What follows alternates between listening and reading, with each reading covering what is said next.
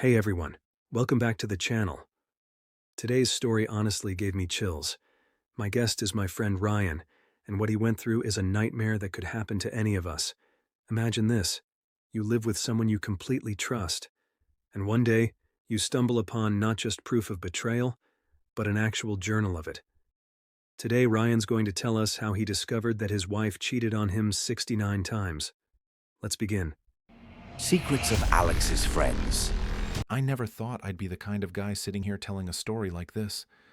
I used to think I had it all figured out. Great job, beautiful wife, stable life.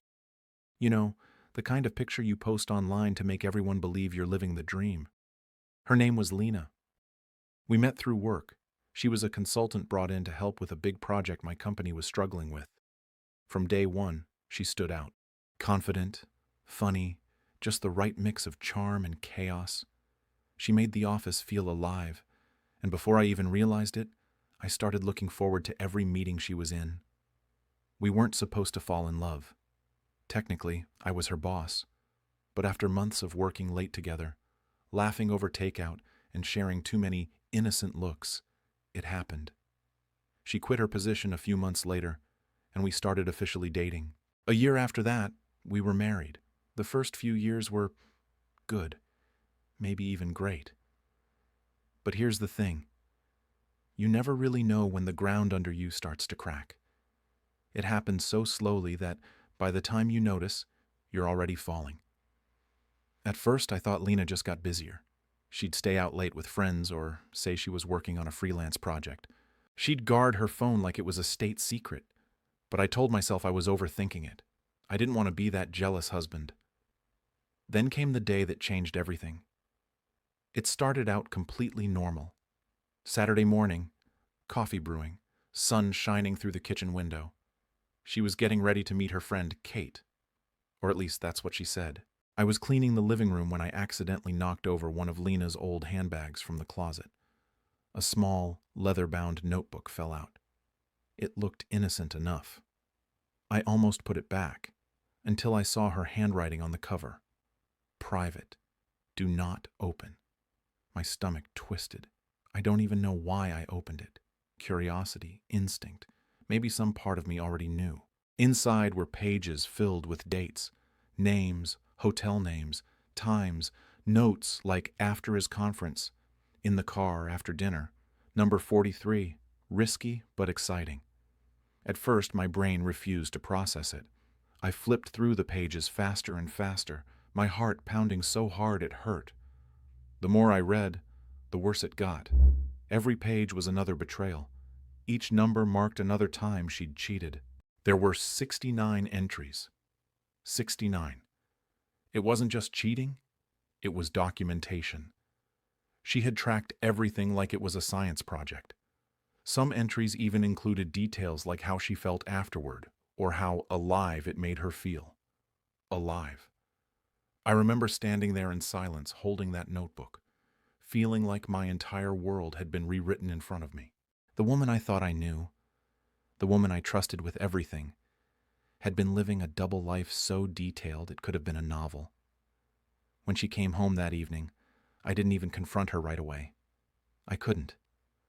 I just stared at her smile, the way she moved around the kitchen, humming like nothing had ever happened.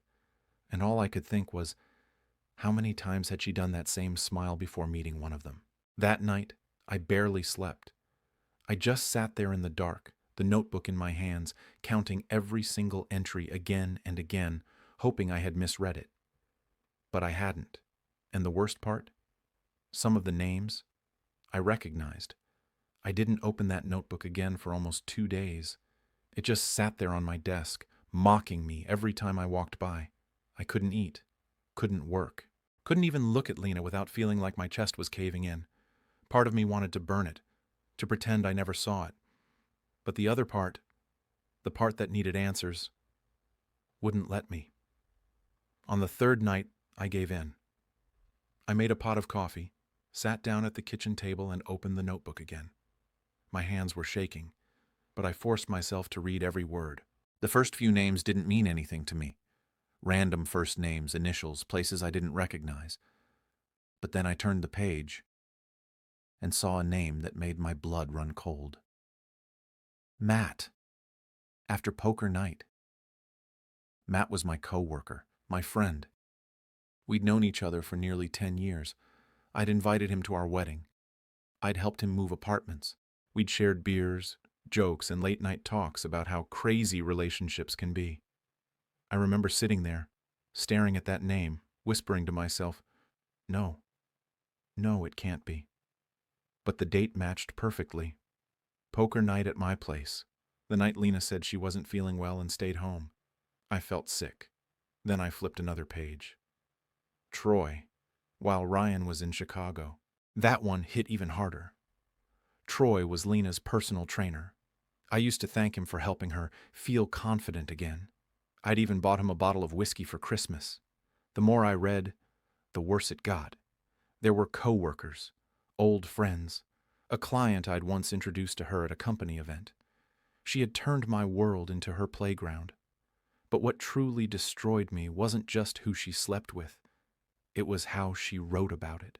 She described emotions, sensations, even reflections like she was journaling her personal growth. There were entries like, I feel seen again. He listens in ways Ryan doesn't. Number 52, I finally stopped feeling guilty. She wrote about it like it was therapy. Like I was the reason she did it. At one point, I started wondering if maybe she had a problem. Something psychological. Something compulsive. But then, I'd read another line that shattered that theory completely. Sometimes I just do it to feel powerful. Powerful. That word kept echoing in my head all night. I don't remember falling asleep, but I woke up on the couch, the notebook open on my chest and sunlight hitting the page with number 69 circled in red ink. The last entry. It was dated just a week before I found the notebook. And the name written next to it, I couldn't believe it. It said, Nathan, house, afternoon. Nathan was my younger brother. My hands went numb. I dropped the notebook, my heart pounding so fast I thought I'd pass out. I couldn't breathe. For a moment, the world just stopped. I tried to tell myself it was a different Nathan. It had to be. But deep down, I knew.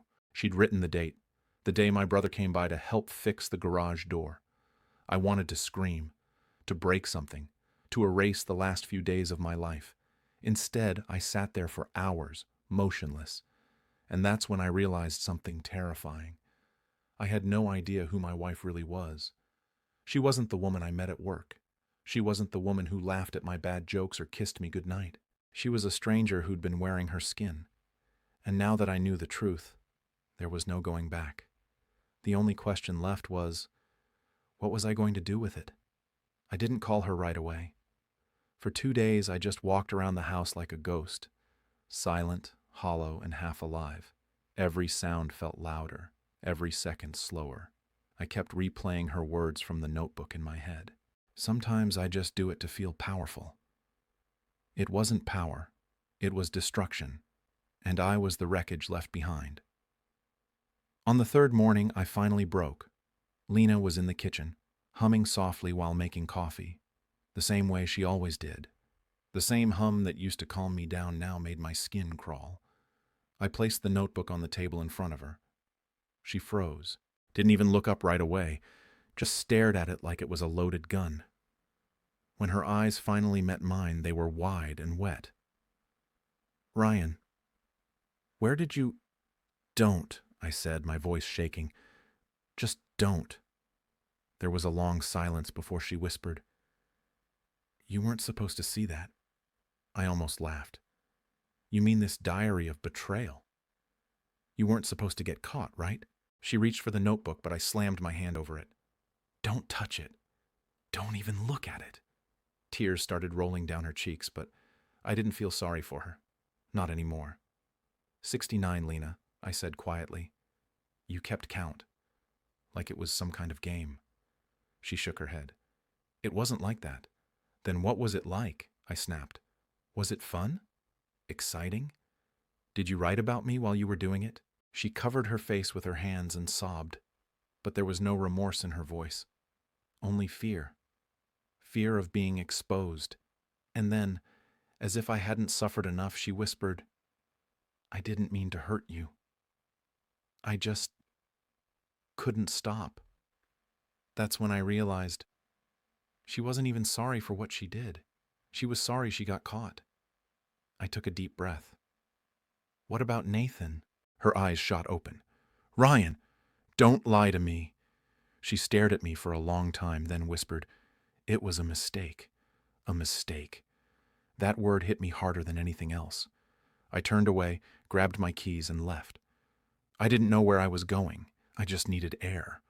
I drove for hours, my hands gripping the wheel so tight they turned white. Eventually, I found myself parked outside my parents' old house, where Nathan was living now. His car was there. My heart was pounding so hard I thought it would break through my ribs. When he opened the door and saw me, he went pale. "Ryan, you talked to her, didn't you?" I didn't even answer. He looked down, swallowed hard, and said, "It only happened once, I swear. She came on to me." I didn't hit him. I wanted to. God, I wanted to. But something in me just broke instead. I realized no amount of anger would fix what had been destroyed. I turned and walked away. I could hear him calling after me, but his voice faded behind me like static.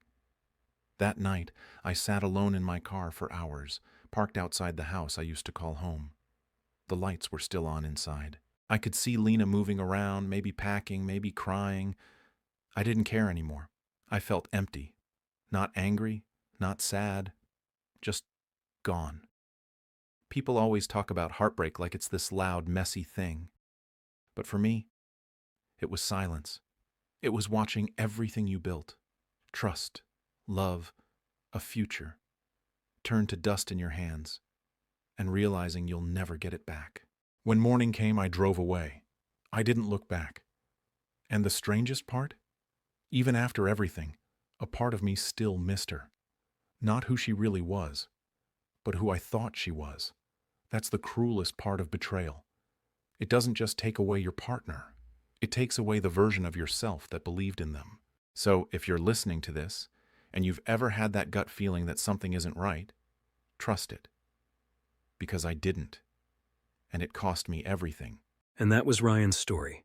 A story that proves sometimes the ugliest truths hide in the smallest details. A single notebook, a few pages of ink, and an entire marriage destroyed. What would you have done if you found a journal like that? Would you confront your partner, burn it, or just walk away without a word? Let us know your thoughts in the comments. We read every single one. If this story hit you as hard as it hit us, don't forget to like this video, subscribe to the channel, and turn on notifications so you never miss the next shocking story. Your support helps us bring more real confessions, more untold secrets, and more stories that remind us how fragile trust can be. Thanks for watching. See you in the next story.